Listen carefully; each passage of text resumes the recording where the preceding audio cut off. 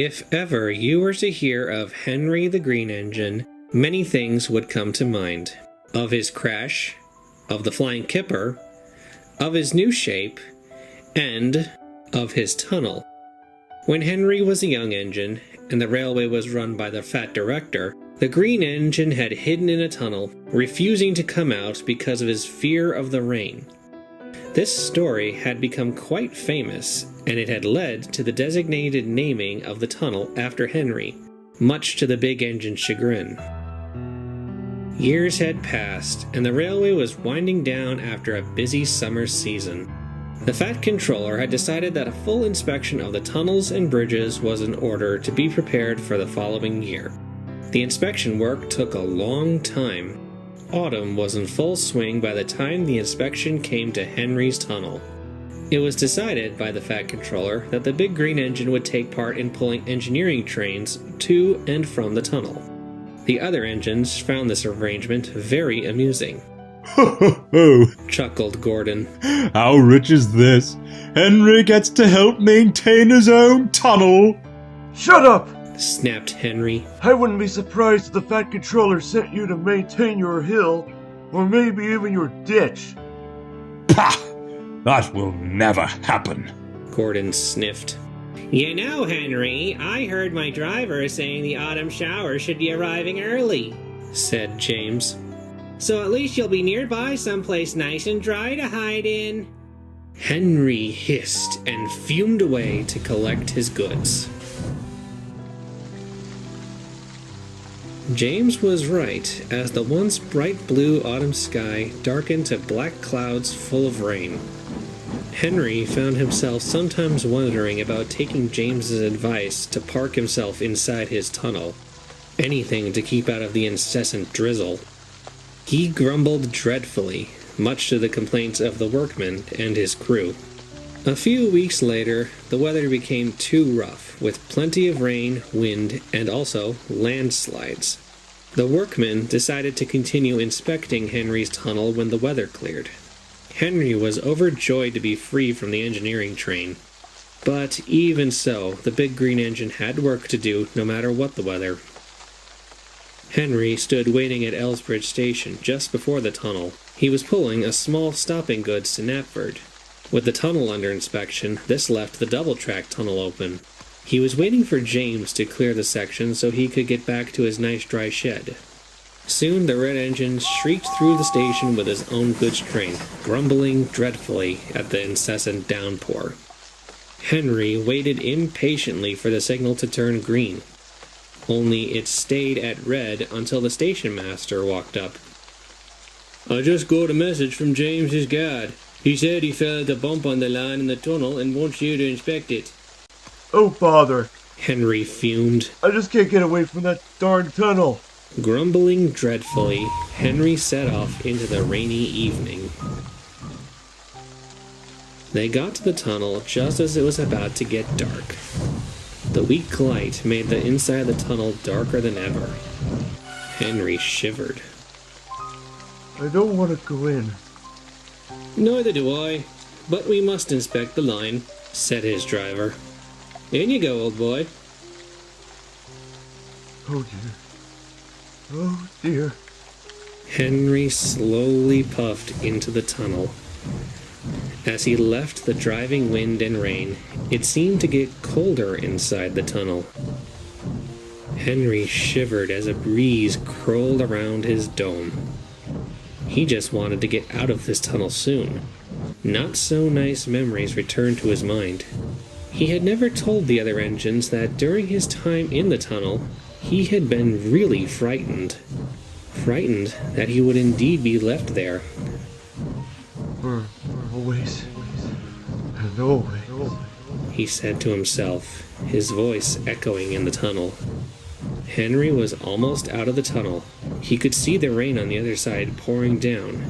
He had a moment to shudder at the thought of getting drenched before suddenly, Henry felt himself tip to the side wall of the tunnel as the rail bent out from under him. With a crunch, his left side hit the tunnel wall and he skidded to a stop. Oh! He cried. I guess we found the loose rail. I only wish we'd found it sooner. his driver said, trying to lighten the mood. Henry didn't see the funny side to it. The guard ran back to telephone for help. He returned shortly with bad news. Workmen can't get here till tomorrow. Henry might be here longer, as the workmen will have to inspect the tunnel wall given the damage to it.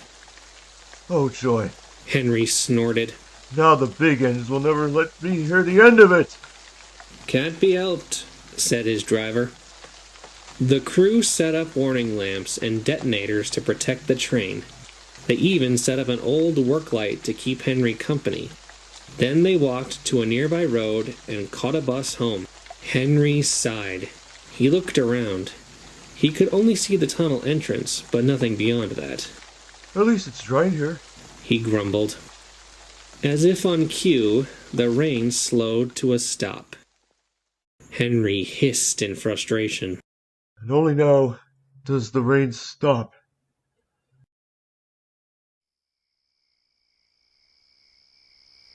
As the night wore on, the temperature dropped. The damp air became heavier and turned into mist, then into thick fog. Soon, Henry couldn't see anything outside the mouth of the tunnel. It just ended in a dark gray wall illuminated by the work light. He began to wish the light was turned off. Every shadow and sound became very eerie. Henry gulped nervously. I should get some sleep, he thought. It'll be tomorrow soon. I'll be back at Tinmouth in no time. So Henry closed his eyes and tried to fall asleep. However, he found sleep didn't come easily. The big green engine grumbled to himself as he tried time and time again to drift off. Oh, bother. This wretched weather. Hello? Henry blinked and quickly looked around. He thought he had heard something. A voice of some kind. Hello? Is someone there? Oh, for goodness sakes. I need to get some sleep.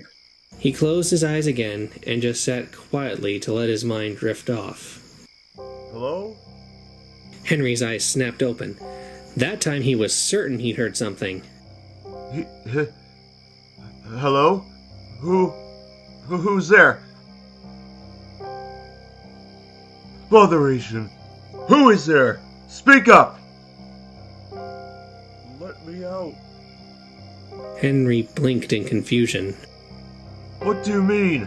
Who's there? Oh, this is just ridiculous. Whoever is there, answer me! Better keep out of the rain, Henry. It'll spoil your paint. Henry jumped as another voice spoke closer to him. He looked to his right, only to see part of an engine's tender. He blinked a few times, but the blue paint was unmistakable. He didn't know how this engine could have gotten here without him realizing it, and it didn't sound like Edward or Gordon. Ah! Well, how? How did you get there? Who are you? The engine just chuckled. I've always been here, Henry. It seems you took my advice to heart and found a nice dry tunnel to stop in. I did not. This was an accident. Henry said, getting frustrated. Now, who are you? It's the only place for a failure like you, Henry. What? Who are you calling a failure? Now the rain won't turn you into a pile of rust who's always moaning about how dreadful he feels. You'll be preserved forever, a failed engine hybrid. Henry just stared. Whoever this engine was, they seemed to talk about him as if he was still in his old shape. I am not a hybrid anymore. I'm fixed. The Fat Controller... The Fat Director wanted an Atlantic, Henry, but instead he got you. We all know that. But it wasn't some seller who cheated the railway. It was you. All you. You knew if you stayed at your workshop, they would scrap you for parts. So you ran away here, cheated the Fat Director out of a lot of money, and became a burden. Now you can stay here in this nice dry tunnel and never have to move again. Such a selfish engine. You shut up! That's not true! A selfish engine. But at least now you are nice and dry. Because, Henry, if you get wet, you get rusty. Rust never sleeps. It eats away at you, slowly until one day you suddenly collapse and fall apart. But not now. Not here. Your green paint and red stripes will remain perfect forever in this nice dark tunnel for always. And always. Hey! Come back! Where are you going? How do you know so much about me? Then the engine just puffed away, silently into the darkness of the tunnel. Henry couldn't help but ponder those words as they rattled in his smoke box. He had been told about rain, and how it caused engines to rust, and he did want to remain functional back in the day. Then he heard the voices coming back. They were louder and more clear this time. Henry recognized where they were coming from. Outside. From the other tunnel. And the voice was his own. Slowly, another voice could be heard. We shall pull you out. 1, 2, 3, pull! No, I shall not ruin my paint for you. It will begin again soon. And what will become of my paint then?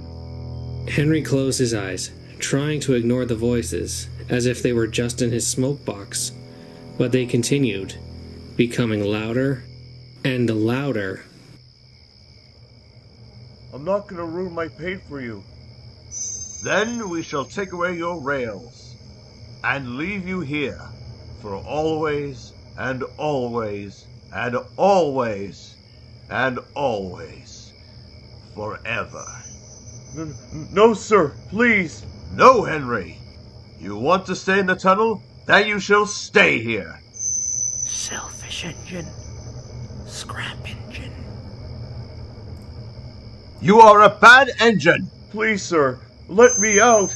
My doctor has forbidden me to push. I want to come out. Such a selfish engine. I don't want to be scrapped.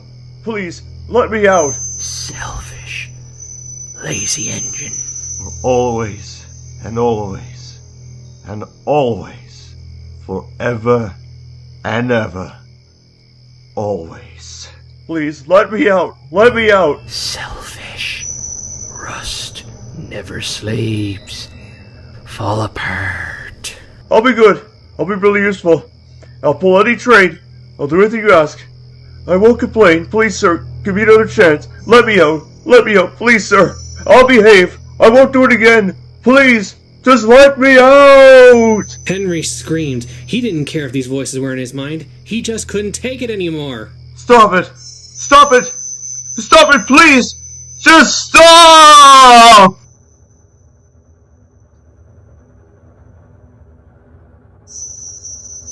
Let me out. Let me out. Please. Let me out. Let me out. Please. I'll be good. Failed engine. Rust away in the rain. Green paint. No more. Rust. Let me out. Scrap. Failure. Rust. Please. Fall apart. Rust never sleeps. Please. Let me out. Let me out.